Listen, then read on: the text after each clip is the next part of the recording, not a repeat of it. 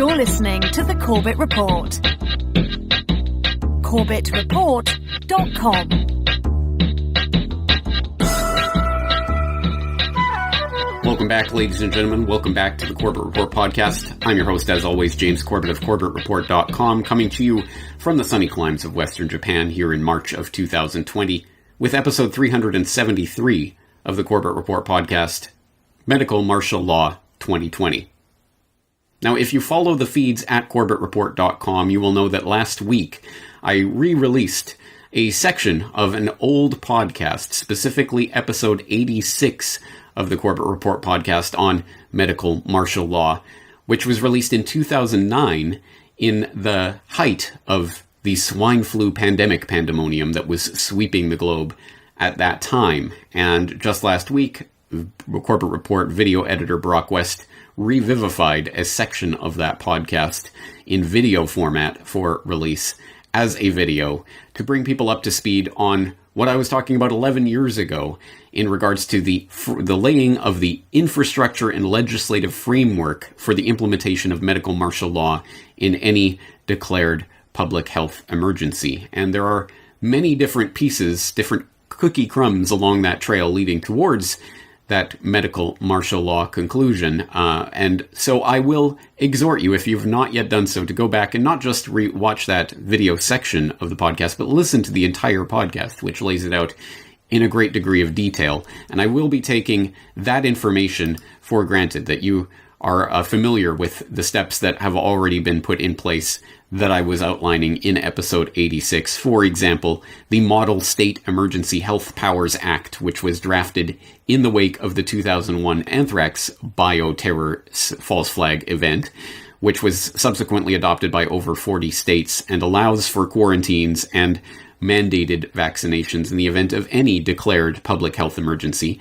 And it is that Model State Emergency Health Powers Act which gave rise to legislation in numerous different state legislatures that are now being implemented as I speak in various states declaring public health emergencies. So it is important to have that background and that legislative framework in place in your mind. So once again, I will exhort you to go back and refamiliarize yourself with the material in that previous podcast. But as you might guess from the title of today's podcast, I'm going to be updating the 11 years of information that has taken place between then and now to move us a little further along that road towards what we are seeing right now, which is the flicking of the switch and the turning on of the apparatus for medical martial law. It is happening, and it is important to understand how we got to where we are today in order to better understand what is likely to happen in the near future and what we can actually do about this. So roll up your sleeves, get a pen and paper. There's going to be a data dump of information today, but don't worry, as always, all of the links to all of the documents and videos and everything that we go through today will be in the show notes for today's episode at CorbettReport.com. If you are watching this on some variant of social media, the link to the show notes will be in the description for this video. So, that being said, let's get straight into it. And actually, we're going to start with a document that was originally drafted and put on the books in 2007, but actually was not released to the public at that time. We're just finding out about it now in the wake of the coronavirus pandemic freakout. So we're getting this information from The Nation, which on March 12th, 2020 reported on an internal pandemic document which shows the coronavirus gives Trump extraordinary powers. Specifically, they are talking about a document called the Operations Plan for Pandemic Response, which was drafted for the CBP, the Customs and Border Protection Agency, and that document is in this article, the complete document, so you can go and read through it. Full confession, I haven't had time to read through the entire document yet, but I have skimmed through important passages of it. And The Nation frames this story this way. They say, on Wednesday, that was previous Wednesday now, the World Health Organization designated the coronavirus a pandemic, meaning that the disease is now considered to have spread worldwide. But pandemics also confer extraordinary privileges on U.S. authorities. Last night, Trump announced a ban for the next 30 days on travelers flying from Europe to the United States. Well, already things have progressed much further than that, as you know, but this was the information at the time this article was drafted. And an internal CBP pandemic response plan obtained by the nation outlines the Immigration and Border Agency's ability to actively surveil and detain individuals suspected of carrying the illness. Titled Operations Plan for Pandemic Response and marked for official use only, the document was drafted during the avian flu pandemic of 2007. It's a blunt statement of authority describing Customs and Border Patrol overseeing potential tent cities of quarantined detainees at the border and coordinating with unspecified intelligence agencies, both foreign and domestic, as well as the Pentagon. Now, as I say, I will invite you to go and read the document for yourself and read the article from The Nation that frames that document, but it does frame it in a highly partisan way, talking about the evil Trump administration and their war on immigrants, as if this pandemic response plan that is in place, and as they state in this article, is the current on-the-record CBP pandemic response plan that is being used as the guidebook for what is happening right now, as if all of this only applies to immigrants or people from the third world or something.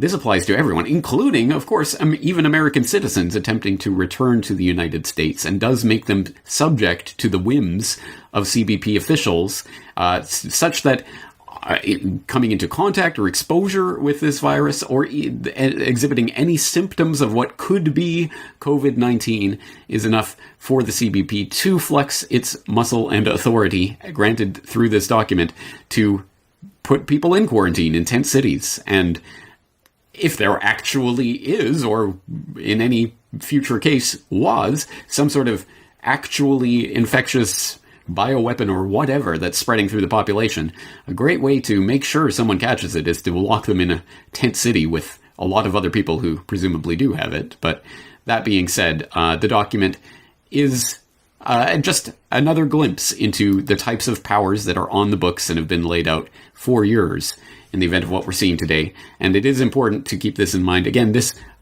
we're looking at a lot of documents from the United States context today, but this applies to countries all around the world. And I know my home and native land of Canada is even at the current moment refusing entry even to Canadian citizens who are exhibiting any signs or symptoms of COVID-19. They will not even be allowed to board a plane to come to Canada at this current time. Even Canadian citizens. There are people out living abroad with permanent residencies or visas that are about to expire that are going to come home to Canada or were going to come home to Canada. They cannot do so because they are not allowed to and are in illegal limbo now. This sort of thing is exactly what was planned out in these pandemic response plans, including this particular document from the CBP. So take a look at that.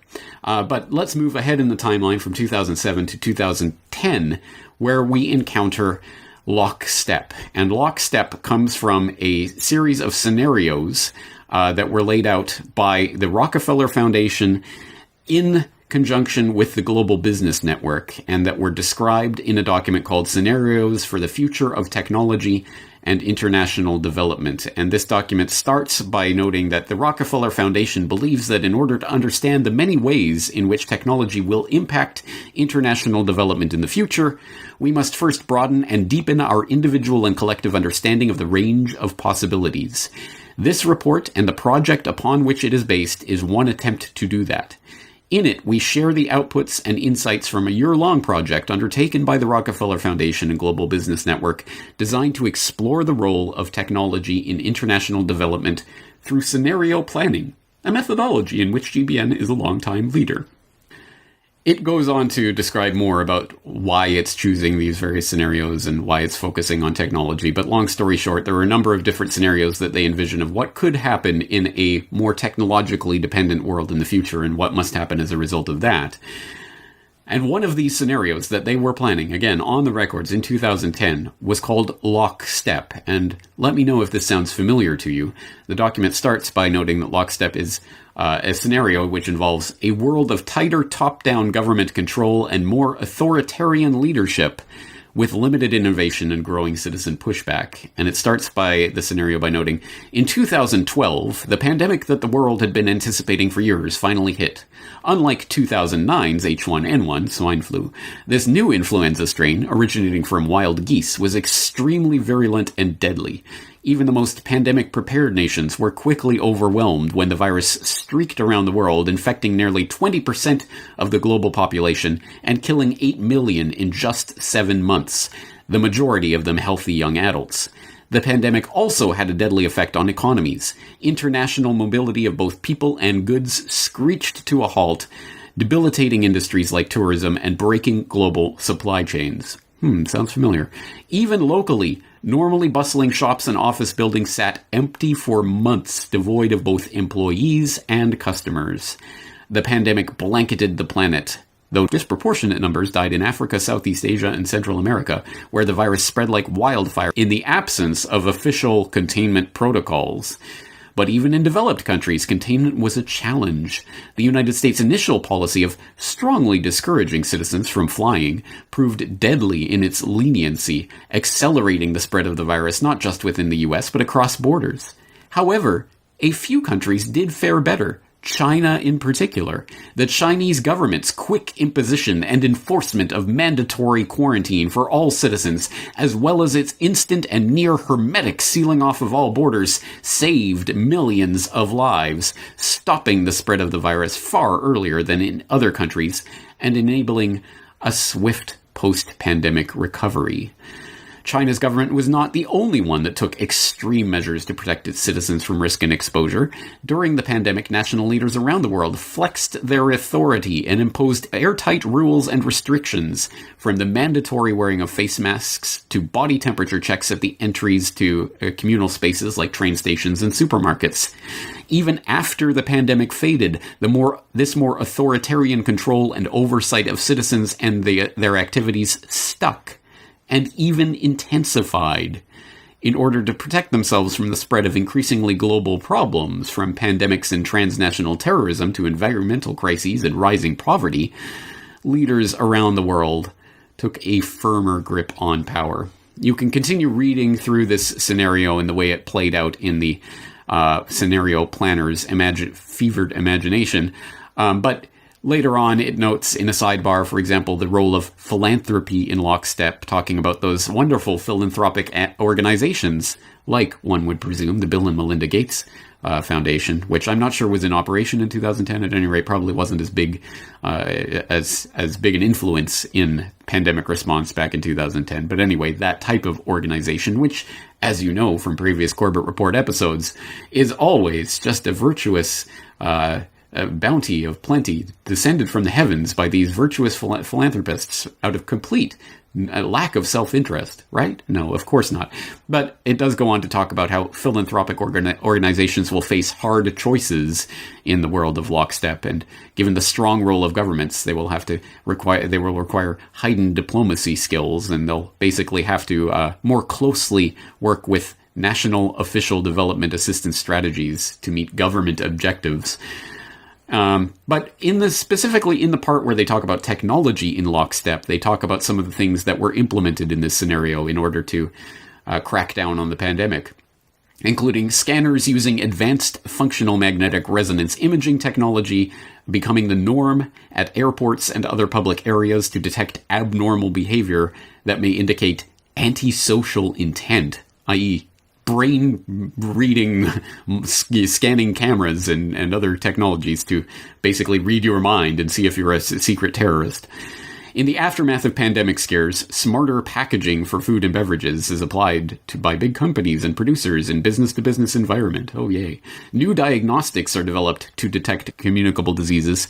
Telepresence technologies respond to the demand for less expensive, lower bandwidth, sophisticated communication systems for populations whose travel is restricted. And driven by protectionism and national security concerns, nations create their own independent, regionally defined IT networks, mimicking China's firewalls, so they crack down on the internet. And then it goes into an example of a personal story from this Life in Lockstep, Manisha, living on the banks of the Ganges River. And it goes through her experience, and it's worth reading. There are some interesting insights in there, including how the national government of India saved the population during the quarantine period during the pandemic. And that experience, thought Manisha, had given the government the confidence to be strict about river usage now, several years after the pandemic.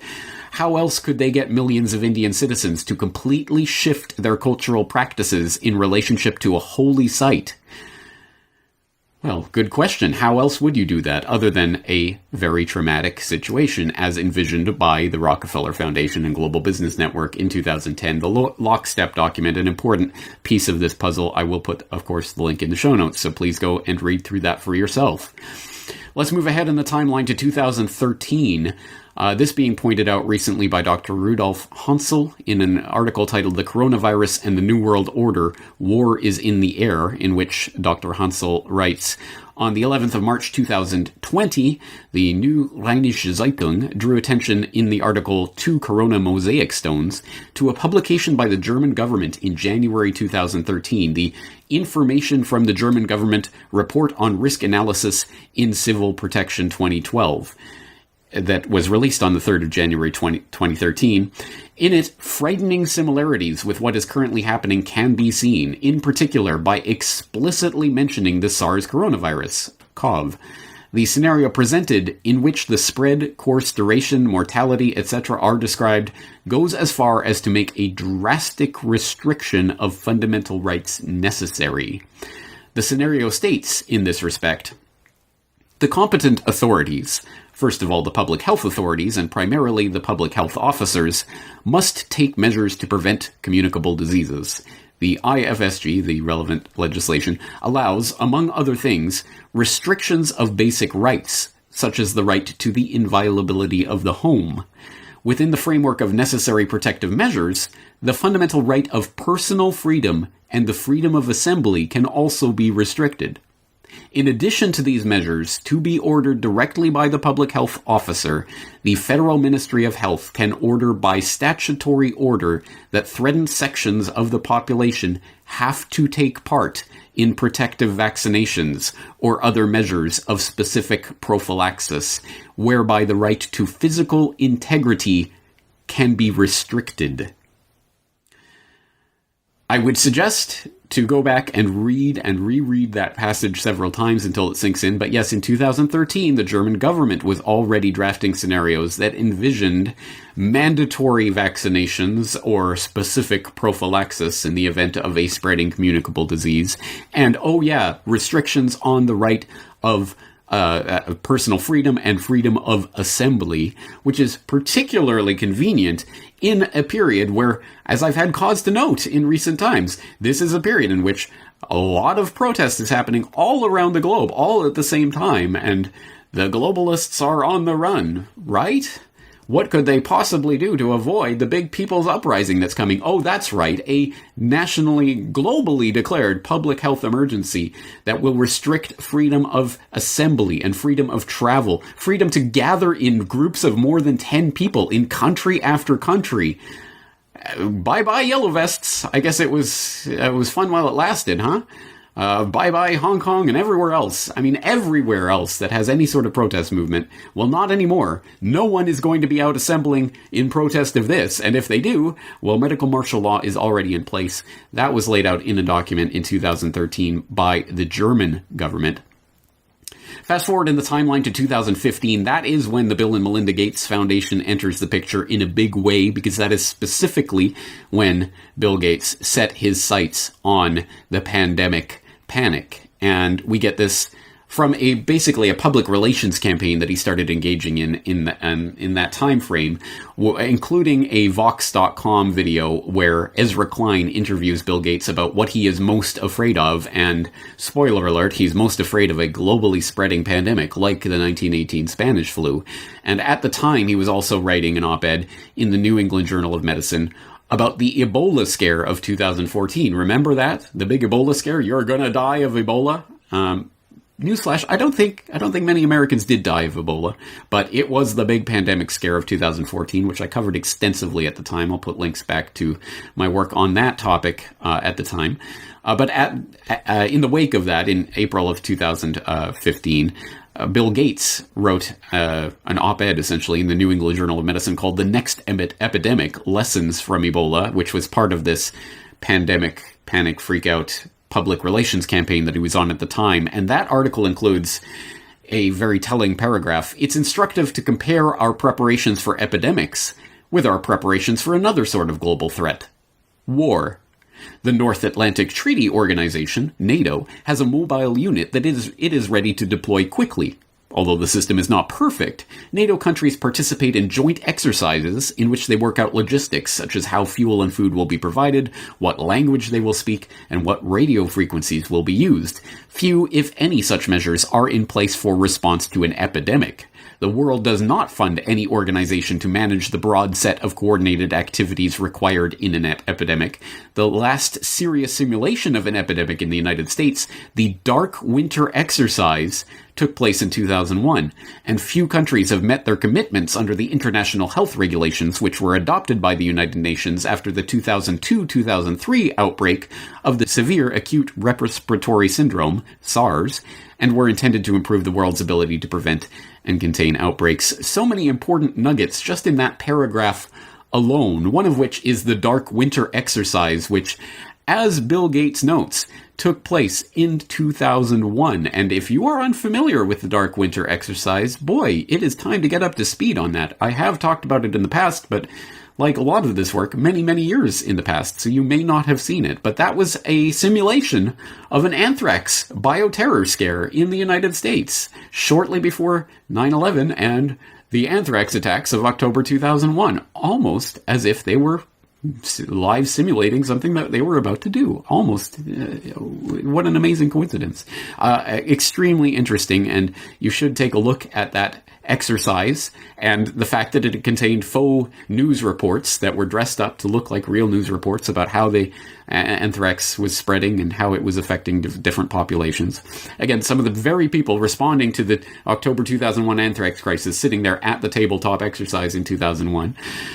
Also, of course, wartime footing. We need a wartime footing for pandemic response, and that is something that's popping up in the news as I speak.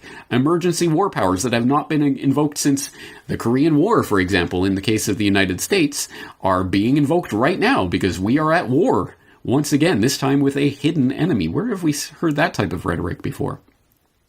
And again, invoking the specter of SARS, the coronavirus. Of course, now we're dealing with SARS-CoV-2, the electric boogaloo.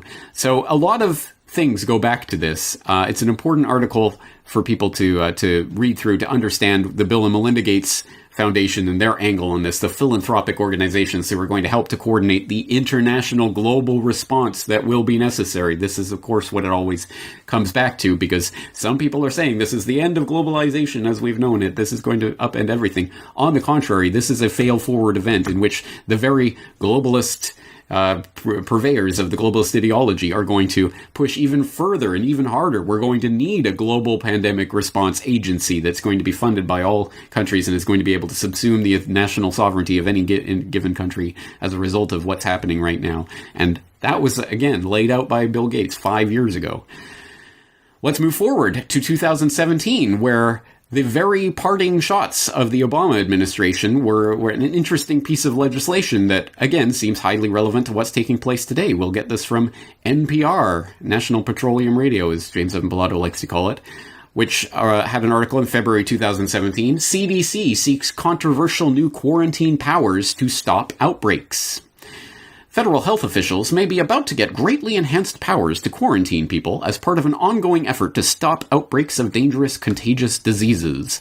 The new powers are outlined in a set of regulations the Center of Disease Control and Prevention published late last month to update the agency's quarantine authority for the first time since the 1940s. The outlined changes are being welcomed by many health lawyers, bioethicists, and public health specialists as providing important tools for protecting the public. But the CDC's increased authority is also raising fears that the rules could be misused in ways that violate civil liberties. The update was finalized at the end of the Obama administration and was scheduled to go into effect February 21st, but the Trump administration is reviewing the changes as part of its review of new regulations, so the soonest the changes could go into effect has been pushed to the end of March. Spoiler alert, yes, the changes went into effect, and there's obviously more ongoing right now with regards to the rules that are being written on the fly for pandemic response to the latest coronavirus freakout, but this was what was set into this books in 2017. Again, please go to the article to read more about the potential for violations of civil liberties. Oh, you don't say. Well, you do say, but of course, all of that is just preparatory, because all of that took place in the previous paradigm. Since 9/11, we have been living under the War of Terror paradigm, which has defined the economic, geopolitical, and domestic political reality that we have been living in one way or another. And that was palpable, absolutely inescapable for the first decade after 9/11, where, as was famously parodied in a number of places, Family Guy and elsewhere, simply saying 9/11 in a political speech was enough to get a round of applause. Terrorist, terrorist, 9/11, terrorist. That was the paradigm we were living under.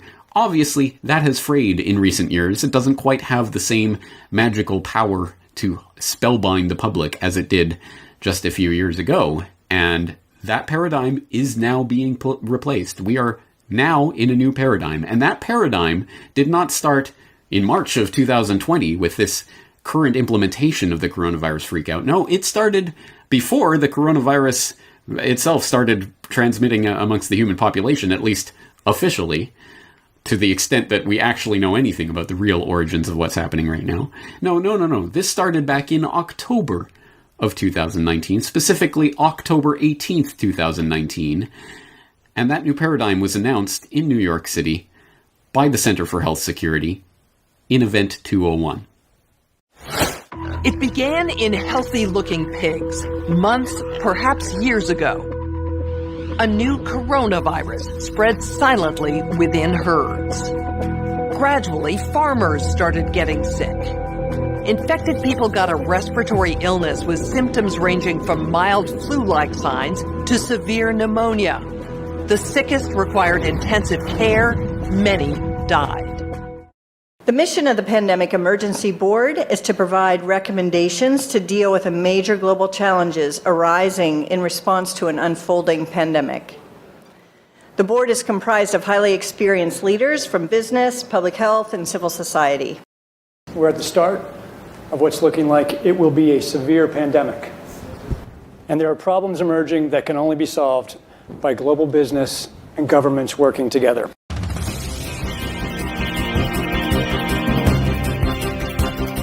Public health agencies have issued travel advisories, while some countries have banned travel from the worst affected areas. As a result, the travel sector is taking a huge hit. Travel bookings are down 45%, and many flights have been canceled. Governments need to be willing to do things that are out of their historical perspective, or for the most part, it's really a war footing that we need to be on. We shouldn't underestimate the power of entrepreneurship. We need to escalate that, whether it's through the government's helping with tax breaks or subsidies of that nature to increase manufacturing of those types of products.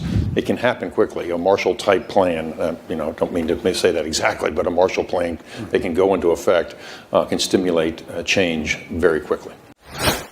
Now, as I'm sure you know, if you do follow alternative media, much has been said already about Event 201 and what was taking place there. If you're completely new to it all, I will put links into the video and to the website and to the press release and other materials that will give you a better sense of what Event 201 was and what it was attempting to do, at least officially speaking. And I will also provide links to the propaganda report, the propreport.com, which has done a special report about the Event 201 agenda, highlighting the recommendations, the call to action that was issued as a result of this tabletop exercise that was held in New York in October of 2019, involving some of the very players who are now in the front lines of this fight against the coronavirus pandemic that they themselves were simulating, exactly like Dark Winter. And that includes the heads of the US CDC and the Chinese CDC and others. The full list of participants will be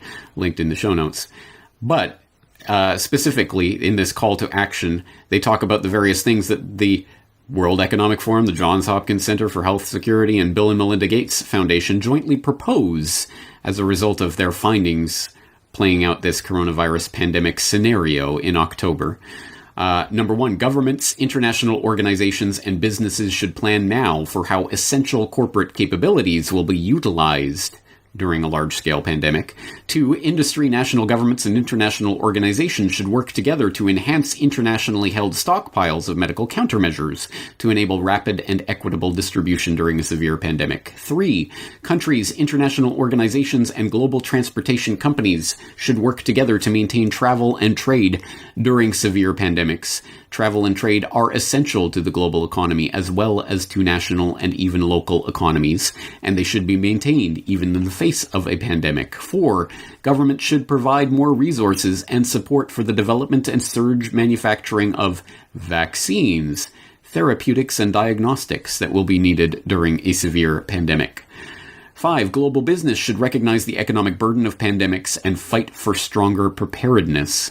6, international organizations should prioritize reducing economic impacts of epidemics and pandemics. And 7, governments and the private sector should assign a greater priority to developing methods to combat mis- and disinformation prior to the next pandemic response. Please do go read through that full list.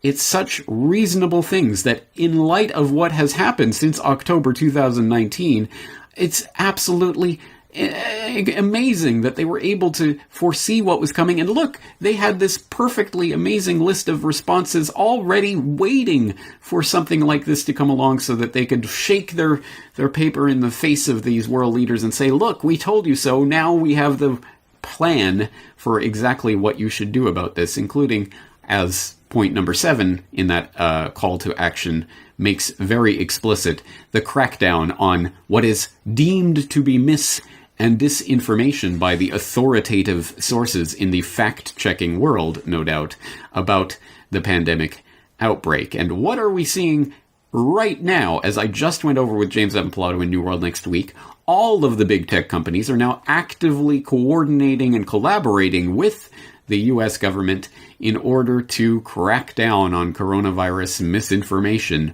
which, oh, by the way, as a bug, Facebook just accidentally basically censored and blocked and removed every single article and post on coronavirus recently. But that was just a bug, folks. Don't worry, they're ironing out the wrinkles in that system, and it will all be better soon once they have the right censorship things dialed in properly. And of course, the WHO director did come out and say that what we're dealing with is not just a pandemic, it's an infodemic. So this has already been seeded into the popular imagination, and it was already sitting there waiting to be enacted by the Event 201 crew, who are the very ones coordinating the response to the real-life version of what they simulated. And just as a little extra nugget, because you cannot make this stuff up, one of the toys that they gave away at Event 201 to the people attending that event were plushies, coronavirus microbe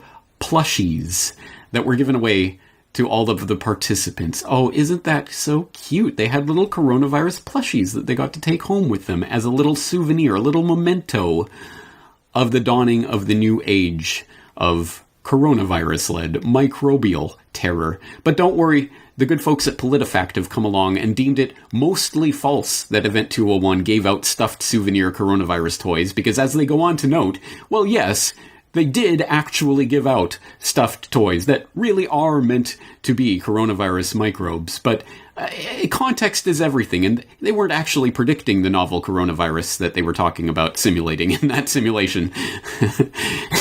Again, all of these fact-checkers are parodies of themselves, but this is the framework that has been decided upon for censoring information on the internet from here on forward. So if you're hearing my voice, consider yourself lucky that you have found it at all, and who knows how long this type of message will be allowed to be spread on the internet via any sort of major platform.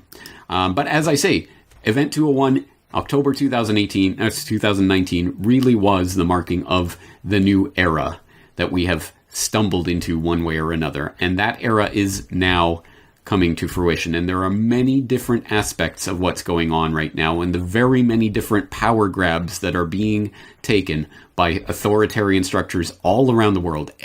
Just as after 9/11, every authoritarian in the world was happy to see that event occur, in the sense that it gave them carte blanche to call all of their enemies terrorists and launch a war upon them.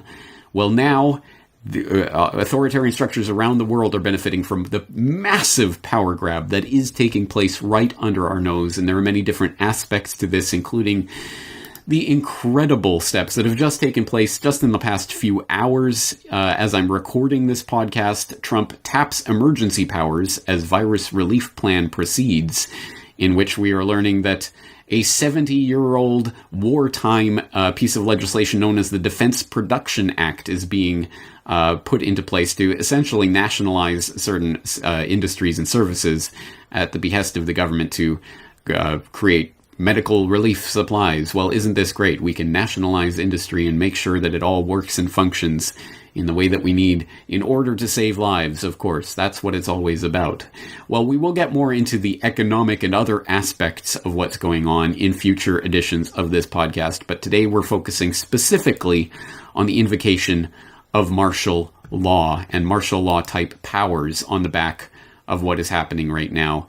And you don't have to go very far to see that that is exactly what is happening, even as I speak.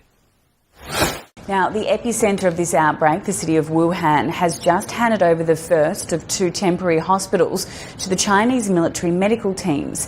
In response to the worsening situation and ahead of an anticipated nationwide curfew, the IDF entered its highest state of alert, which practically means the Israeli military's emergency preparedness for war. The president of the region of Lombardy has said that he wants the military to be called in to enforce the lockdown, calling on people to stay at home. This is really the mantra that they're leading out to the public at large. This morning, emergency measures in New York. The state's governor deploying the National Guard to New Rochelle, a suburb of New York City, in an effort to contain a coronavirus outbreak there. Residents within a 1-mile radius required to stay within the area for a 2-week period. It is a dramatic action, but it is the largest cluster in the country, and this is literally a matter of life and death. Anybody can look at a map, and basically New Rochelle is a point where if you have the military, you can deploy them within 15 miles of each choke point. And then the city and Long Island are both landlocked. I am faced with the podcaster's dilemma of sitting here in March 2020 in the midst of an ongoing and unfolding story, the end of which I obviously do not know and cannot present to you. I can only present to you the slices of information that I have at my disposal as I'm recording this, which will undoubtedly already be out of date by the time you're listening to this, even if you listen to it as soon as I release it, let alone days, weeks, months, or years after the fact. So I can only give you a slice of the information that is at hand right now, but I can tell you that martial law and the specter of martial law is very much in the air in the United States and elsewhere, reflected in any number of stories that are trending on the news pages right now, the mainstream news pages, about what is martial law and is martial law coming to America. For example, we can get this from Fox Business. What is martial law? Increase in COVID-19 related rules, curfews has led to circulation of rumors surrounding martial law, and it helpfully defines martial law as a term that describes the government order of replacing civil rule with the military in a time of war or emergency. And in the US, it notes the president must order for the establishment of martial law, which would in turn transfer power into the hands of the army. But the change in power must only last through the duration of the emergency, according to Cornell Law School's Legal Information Institute. Well, actually, for people who have been paying attention over the past 18 years, the national emergency that was declared on 9/11 has been renewed every single year by every single president since then. So there is a state of emergency, which some researchers, like Peter Dale Scott, who knows what he's talking about, has said essentially the Constitution has been null and void since that point. There has been a martial law scenario in place in the United States that has been operating. But that sounds like conspiracy theory. If that was the case, surely we would know about it, wouldn't we? Oh, would we? So exactly what has and has not the president declared? What exactly is his authority in a situation of emergency anyway? Actually, that's classified. And don't look to conspiracy theorist James Corbett for that take. Look to CNN, where Zachary Wolf just reported in the last 24 hours, what's the full extent of Trump's disaster authority? That's classified, security expert says. And this article cites Elizabeth Goitin, the co-director of the Liberty and National Security Program at the Brennan Center for Justice at New York University, who notes that there is no single law giving the federal government authority to lock down the entire country, but there are secret documents that have never been publicly released giving the president emergency powers. So the emergence into the public consciousness of the fact that there are secret orders that Americans are going to be subject to, and presumably already are, although we don't really know, because again, you're not allowed to know even what powers exist, let alone whether or not they've been enacted. So take the public declaration of this is martial law for what it's worth, which is not very much, because there does not need to be such a public declaration when all of these secret classified powers are already at work behind the scenes. Here's something that we can see on the surface is, for example, militarytimes.com reporting on here's the latest National Guard mobilizations by state, talking about how governments across 23 states have mobilized components of the Army and Air National Guard to assist in their state's response to the COVID-19 pandemic, including drawing up over 2,000 guardsmen to active duty status. But for a more in-depth look at what is coming, we can look to articles like this one, Coronavirus versus Constitution, What Can Government Stop You From Doing in a Pandemic?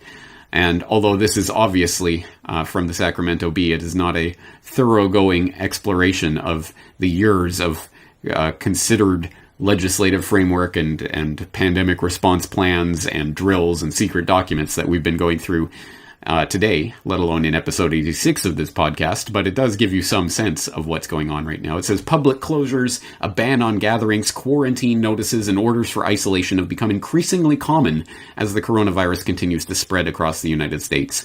Officials in Washington State and San Francisco are limiting the number of people allowed to attend public gatherings. Again, this is already outdated information. The governor of California joined them on Thursday, urging the cancellation of all events with more than 250 people in attendance. Oh, what a difference a week makes. But if it seems these actions are infringing on individual freedoms guaranteed by the U.S. Constitution, think again. And it says, you don't have a right to assemble against the backdrop of known public health risk, James G. Hodge told McClatchy News. Oh, okay. Oh, I see. Oh, there's a public health risk that's been declared by authorities? All right, all bets off the table. Everything scrapped. That's what this country was founded on. That's what we fought and died for, was some president come along and declare an emergency, and everything is off the table. And please note that whatever takes place in the coming weeks, this is the precedent that will be used in the future. And even if you agree 100% with what is happening right now, that there is a real known public health risk that is threatening people and threatening lives, so it is absolutely necessary for the government to invoke these powers and take all your privileges and rights away, well, that will happen again and again and again. And just imagine if some duplicitous leader somehow or other got in some position of authority and used this pandemic panic button or any other button in the emergency button room to invoke these powers for their own political gain or purposes. Could that ever happen? Oh, not in the United States. More pieces of this puzzle that we can put together at this point. For example, Politico last week reporting on how America's national security machine stares down a viral threat, noting how the National Security Council is coordinating the White House's response to this pandemic, has been in charge of it since mid-January. They are coordinating with the intelligence agencies and presumably with the military as well on emergency plans for what is coming. And we also get this glimpse just in the last couple of days from SeattleTimes.com in an article that was, again, immediately scrubbed by Facebook as part of their bug, which is having a little problem censoring the right misinformation in this coronavirus infodemic. But this article, U.S. government tech industry discussing ways to harness location data to combat coronavirus. The U.S. government is in active talks with Facebook, Google, and a wide array of tech companies and health experts about how they can use location data gleaned from Americans' phones to combat the novel coronavirus, including tracking whether people are keeping one another at safe distances to stem the outbreak. That's right, the little slave device you are carrying around in your pocket is giving your location data at all times to the big tech companies that we know on the record are collaborating and coordinating with the U.S. government in all sorts of programs above board and under the table, like the PRISM program, to give that data to the government so it can track your movements only for the sake of public health, of course. Only because there's a pandemic spreading, so we need to know exactly where you've been, who you're talking to, how far apart you are keeping from those people, whether you're complying with isolation orders, and all of that can be done electronically, technologically, by the thing that you yourself are carrying around with you at all times of your own free will. You're doing this of your own free will. There's no government authority being imposed upon you, right, citizen? This isn't martial law. And of course, again, this is not just the United States. It is happening this way all throughout the world. Israel joins totalitarian states using coronavirus to spy on citizens, reports the American Conservative, which has an interesting take on this.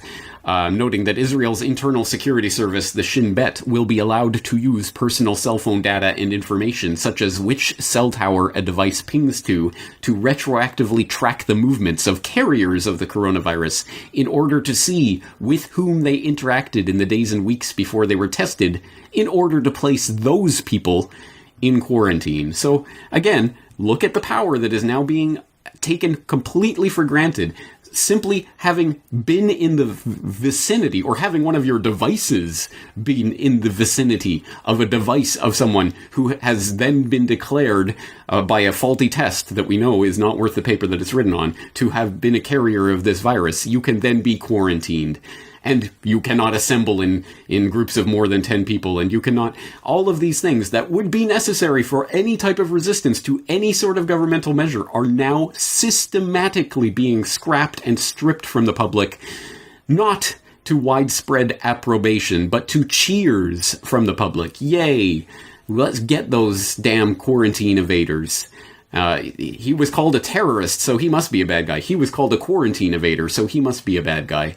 If anyone fails to see how this power could possibly be abused, it blows my mind that the leaders of the valiant resistance, the Democrats, who absolutely despise Trump, everything he stands for, wants to give him the power to declare anyone he wants a potential carrier of coronavirus and thus subject to indefinite detention at the hands of the military if need be.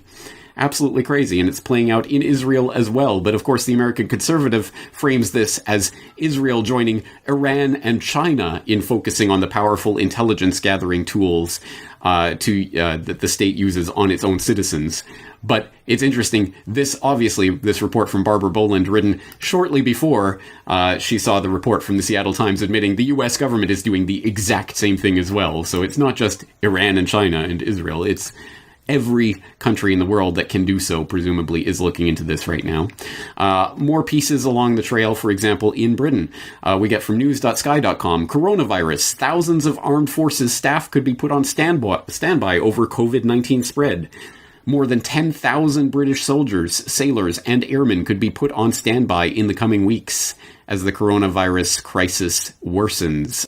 Officials have been drawing up plans for weeks and are now ready to submit proposals to the Prime Minister. The plans, codenamed Operation Broadshare, according to Army sources, were originally due a few weeks ago, but have been delayed so they can be altered to reflect the rapid spread of the virus. So yes, the military is being prepared for its role in helping out with this disaster response. And here comes Canada as well, my home and native land, which it has been trending in the news recently about the Emergencies Act, previously known as the War Measures Act, which received royal assent in 1988 and was created to provide a legal framework for power to be temporarily consolidated with the Prime Minister and Cabinet to issue executive orders during national emergencies like COVID-19. And it has only ever been invoked 3 times in Canada during the First and Second World Wars, as well as during the October crisis of 1970, when members of the Front de Libération du Québec abducted then provincial Deputy Premier Pierre Laporte and British diplomat James Cross. And of course, there's always that infamous clip of Pierre Elliott Trudeau, the presumed father of the current Canadian Prime Minister, saying, "How far will you take this? Oh, just watch me," invoking the Emergencies Act and martial law in Canada in 1970. Well, now we have the Sun invoking that specter here in 2020 to combat a very different threat, but one that nonetheless is threatening to shake the foundations of our entire planet, etc. This report coming from Global News, Coronavirus, how the Emergencies Act could help Canada's struggling economy. But it's not just the Emergencies Act. As previous Corbett Report guest, Dan Dix at pressfortruth.ca has pointed out, there's another act that may come into play in this crisis, the Quarantine Act. At any cost? How far would you go with that? How far would you extend that? Just watch me. At reducing civil liberties? To that extent? To what extent?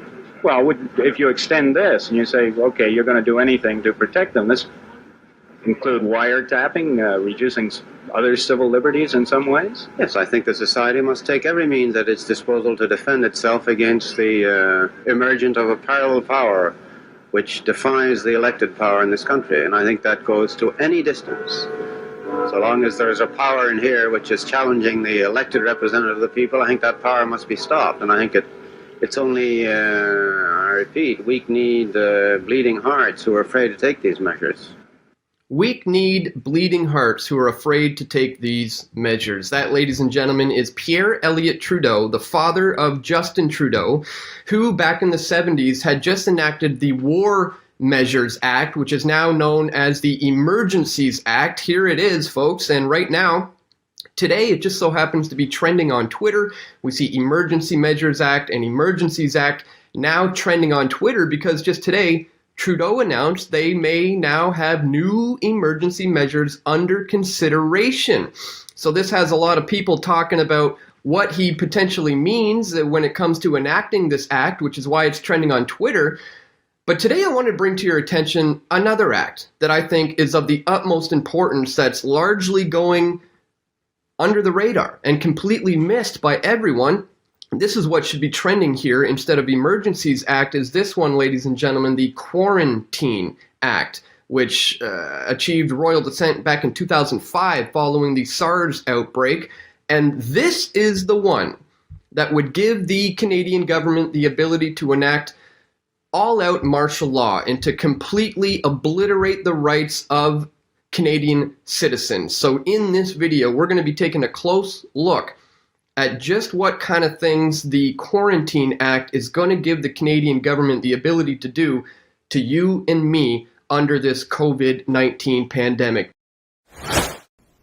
The link to that video, of course, will be in the show notes so you can get the full report from Dan Dix about the Quarantine Act and how that may be used and invoked in this situation in Canada. But I hope what I've put out on the table so far has at least set the table so that we do understand this is happening all around the world right now.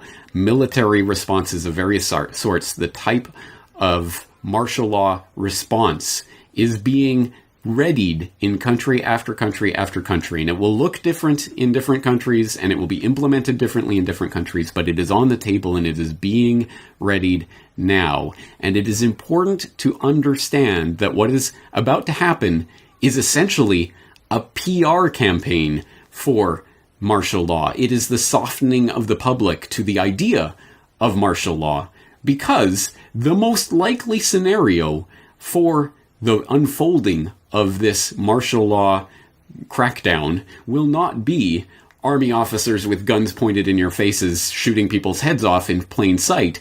It will be the friendly, cuddly, wonderful army coming along and making sure that distributing food or whatever it is in crisis situations, and yes, helping to enforce quarantines and what have you. That is the propaganda coup for the martial law planners that could be about to take place. And that actually is the nightmare scenario, because people who have been warning about the dangers of martial law and martial law scenarios, who have been called crazy conspiracy theorists for thinking that governments would ever bring in the military to involve in day-to-day policing. Well, now, of course we need the military here, and of course it's going to be sunshine and rainbows when it happens. And the absolute nightmare scenario is if it is done, and there is a hunker down, and we got to get through this, and weeks or months or however long later, it's lifted, and oh, what a relief. Everything's better again. All right, so that wasn't so bad. I guess these powers are good, and I guess anytime there is a nationally declared emergency, now that precedent has been set, the switch is a lot easier to flip on now, isn't it? And that will happen, and that is scary, because it does undermine the argument against martial law. Why are you so scared of this, you crazy conspiracy theorist? This is an interesting propaganda phenomenon that I've noted before. In fact, most recently in a conversation that was just recorded with Charlie Robinson for a program that he does for Iconic that has not yet been released, at least at the time that I'm recording this podcast, but I will include a link to it when and if it does become available. But I'm just going to play a short clip from that conversation that we had along these lines to help you to understand what is happening and the propaganda coup that could be taking place right under our nose.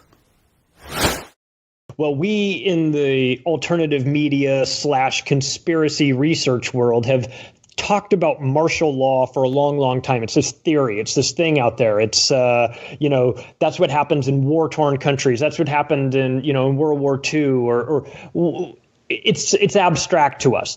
But you'd put out a new video talking about medical martial law.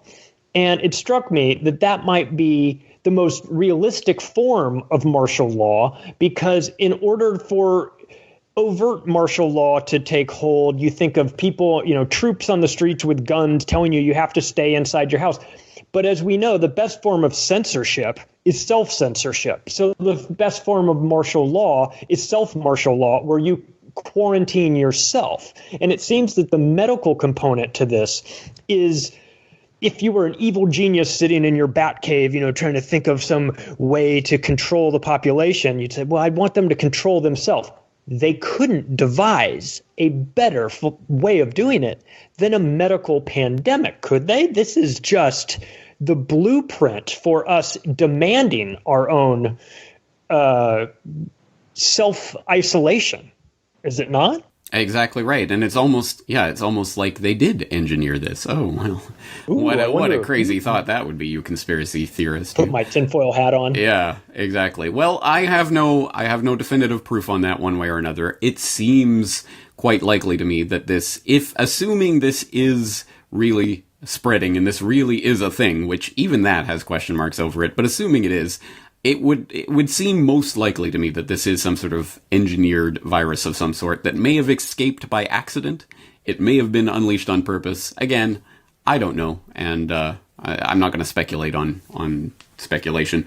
But certainly, it is almost like this is a dream scenario for any would-be authoritarian that wants to flex the martial law muscle, because exactly as you said, this is kind of the nightmare scenario for people who are still concerned about what has still remained of civil liberties in our age. Even saying that seems almost, what are you talking about? That was so pre-9/11. Well, this is the new 9/11, and they're going to take even more away from what people have, the liberties that people have enjoyed hitherto. And precisely because it is coming on the back of this concern that is being, as I say, psychologically driven into the public to make them demand, to clamor for their own enslavement to a certain extent. And this is a phenomenon that I've noted before on the podcast. In fact, you say this is a new video that I've released about medical martial law. It is a new video, but it is actually the audio of a podcast that I did 11 years ago during the swine flu hype of 2009. Remember that? Yeah, I do. Oh,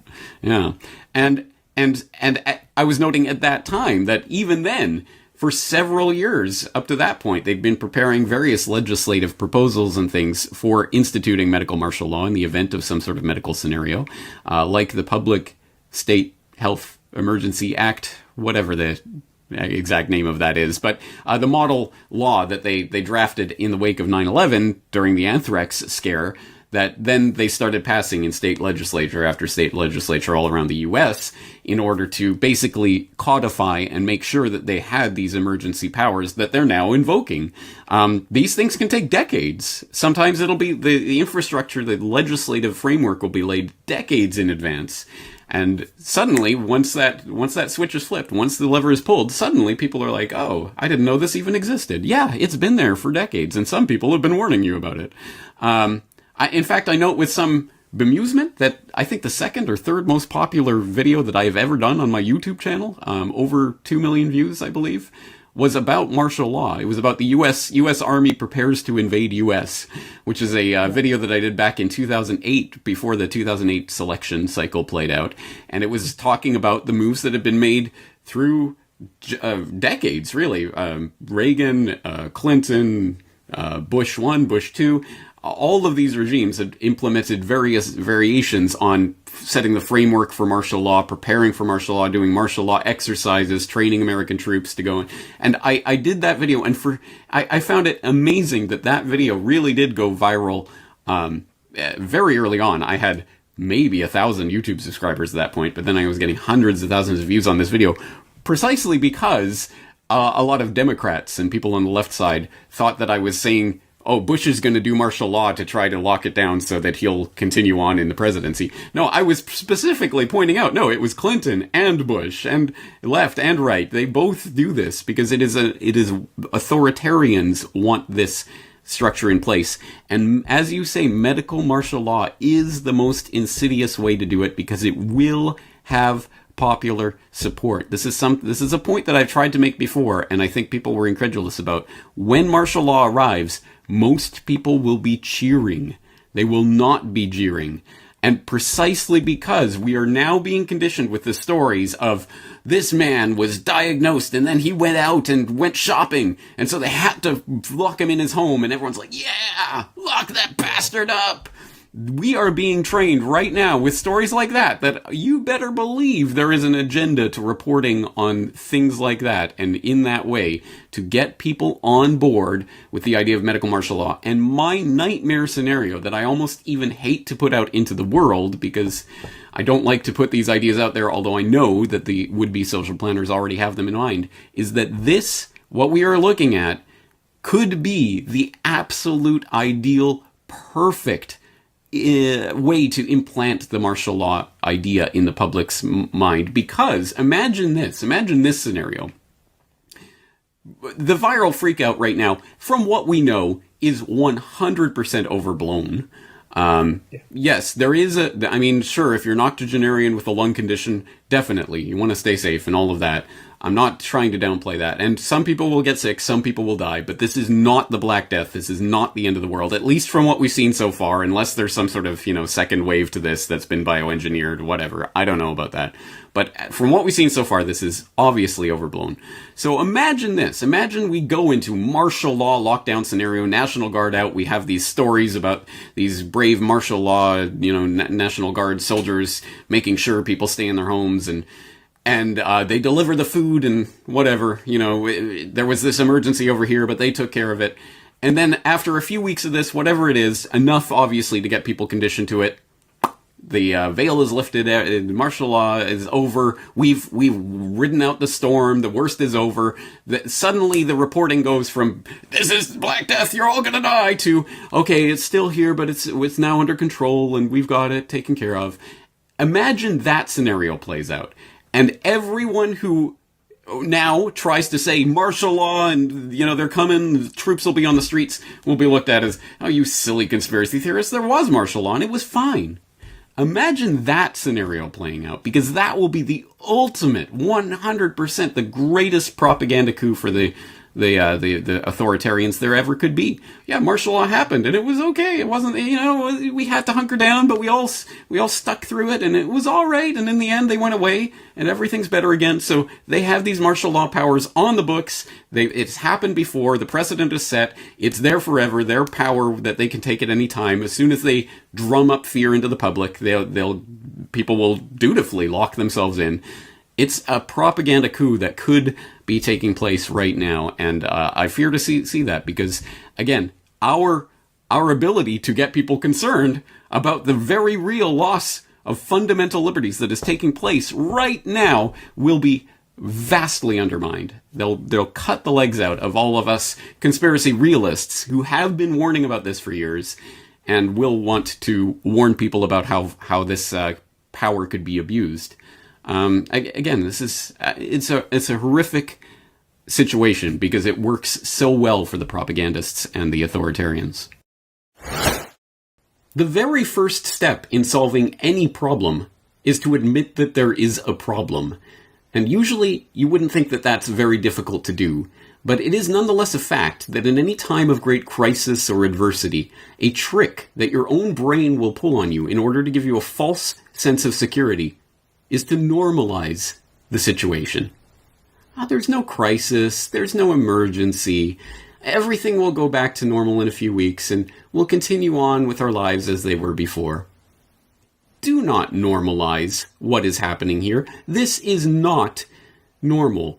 Medical martial law, troops on the street, internal passports and checkpoints, orders to shelter in place, permission to leave your home, enforced quarantines and isolation, business closures, nationalization of industry, collapses of economies. This is not normal. This is a crisis, and we have to recognize it as such. The calm, rational, measured response to finding out that your house is on fire is not to sit there and pontificate and wonder what things will be like for a few hours from now. No, it is to get out of the house and to start pouring water on that fire.